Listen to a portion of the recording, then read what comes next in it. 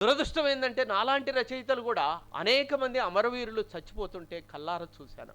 ఒక పక్క చెట్టుకు కట్టేసి ఒక గర్భవతి అయిన తన భార్యను తన ముందే నిండు చూలాలని కత్తులతోటి పోలీసులు పొడుస్తున్నప్పుడు, అరే నీ భార్య చచ్చిపోతుంది, నీ బిడ్డ చచ్చిపోతుంది, ఇప్పుడైనా రహస్యాలు చెప్పరా అంటే నెవర్ ఎండ్, నేను చెప్పను అని పోలీసు కాల్పుల్లో చచ్చిపోయిన అనేక మంది నెత్తుటి శవాలను నేను ఎత్తుకొని తిరిగాను.